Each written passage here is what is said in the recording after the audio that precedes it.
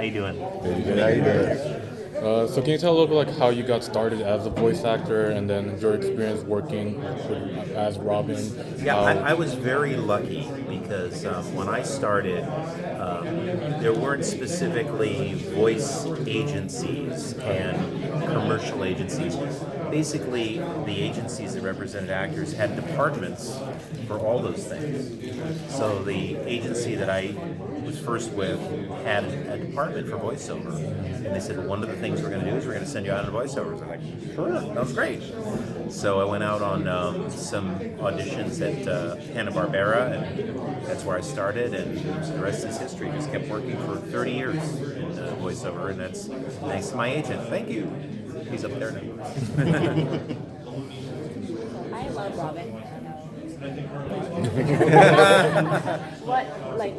What is your favorite part about the character in terms of the Batman animated series? Well, I love the transition Robin made into Nightwing, and he really went from being kind of a father-son relationship, with Batman, to an adversarial relationship, to the most recent thing, Batman and Harley Quinn, full partners. So he actually got to grow and mature and become his own man, and I love how that happened, and I got to experience that. And I'm the first actor who ever voiced Nightwing, so that was a lot of responsibility. Like, oh, I have to do this right, because people are expecting. Did you find yourself changing your voice a little bit for that? Did you definitely try to get more timbre into it? Or something? Definitely, I took my cue from Kevin, because Nightwing becomes Batman in the universe. So I lowered my voice. I became calmer, not so excitable, more mature, definitely. As far as sidekicks go, how is Robin different? Well, Robin really wanted to lighten Batman up. Batman was the Dark Knight, and he was there he's the one who got all the funny lines, and he would always say to Batman, come on, Batman, lighten up. And Batman wouldn't, and I think that was one of the sources of their tension, and why he eventually broke away and became his own man, because they were very different. So there was a lightness to Robin and Nightwing that other sidekicks don't have. Do you have any preference of Nightwing with blue or with red? Blue. Now, mullet or no mullet? No mullet. I like how he looked in the most recent movie, Batman and Harley Quinn. No mullet, blue. Do you have a favorite episode, or maybe a few favorites? Yeah, Old Wounds is one of my favorites because I got to play Nightwing and Robin in that episode. It's told in flashbacks, so I start off as Nightwing and I'm telling Tim Drake about how I used to be Robin. Sub-Zero, which I love, is a great movie. And Robin's Reckoning, two-parter. Does it surprise you that after so many years, so many people still embrace the show? Totally. It's really a shock. And it's a shock to all of us. I've talked to all of my castmates and the creative people. We're all just shocked. We knew we were making something really good, and something really different, and something really high class. But you never know that you're going to be talking about it 27 years later.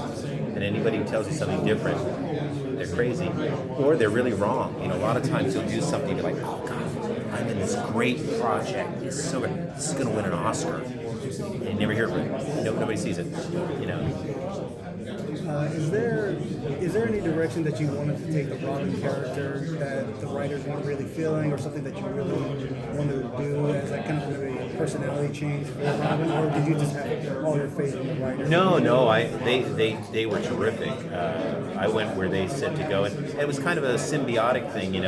Once they knew they had me, they wrote for me, just like they wrote for Kevin, as opposed to writing for some nebulous, I don't know who this actor is going to be. Because sometimes in the very beginning, you don't quite know who the actor is going to be. Once they knew who the actor was, then they would write for the actor. All TV shows do that. The live-action TV shows do that as well, once they know who they have. So I had total faith in the writers, and I would love to see the show come back. I mean, I don't see any reason why it shouldn't, and everybody wants it to. So it'd be great to see where they take it from there. I'd love to see Nightwing become Batman. There'd be great tension between the two Batmans, the Bruce Wayne and the Dick Grayson Batman. little Damian Wayne as Robin, kind of that whole storyline, maybe. No, Dick Grayson. You don't want a little bat. No. No, I just want to play him. You mentioned Robin's Reckoning. Was that what was that like at the time? That was a very rich, full script, probably a deeper Robin than we'd ever seen on screen before. Yes. And of course, the one that won the Emmy, won the show its Emmy. So at the time, was that especially gratifying? Yes, it was. And I remember when I got the script, because up to that point, he'd been very sort of marginal in the show. What are we going to do, Batman? It's like not really helping the situation. But with Robin's Reckoning forward, they decided he really is an important part of this partnership, and that Batman really can't do it without Robin, and Robin saves his butt many times after that. That was the turning point, I think. Yeah, and I guess when they changed the show's name, in fact, to The Adventures of Batman and Right, Robin, it right. Reflected that. Yeah. That was pretty exciting, yeah. You're like, more to do. Yeah, I knew the scripts were going to be good after that. The scripts were always good. I mean, the scripts would have more of me in it. Yeah. But even the shows that I'm not in are, fantastic.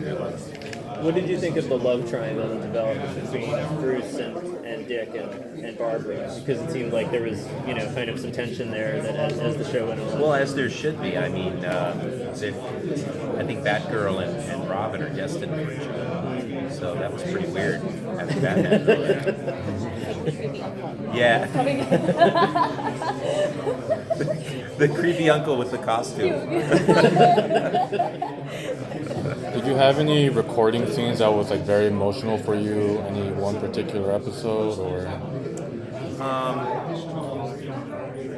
Not that I can recall. Not that I can. I mean, Robin's Reckoning was very emotional, but it was more of an anger, a sadness into anger. I did one of the Arkham Asylum games where I played Man-Bat, and I did the most emotional scene I'd ever done as Kirk Langstrom before he turns into Man-Bat, where his daughter dies, and it was a very emotional scene, and it was probably the hardest thing I've ever done. Is voice acting, in some ways it strikes me as being like akin to being like a blues musician, in that it doesn't matter how old you get. You can always, be as good at your craft as you were, like... Well, Kevin and I have the same voices. Yeah. Yeah. So, and Tara also, for that matter. Yeah. So we can always fall back into this whenever we want to. It's very, very easy. Yeah. But mostly, I always tell people when they say voice actor, we're first and foremost actors. Yes. So if it happens to be in voiceover or in television or wherever it is that we use our craft, that's great. You got to play a villain.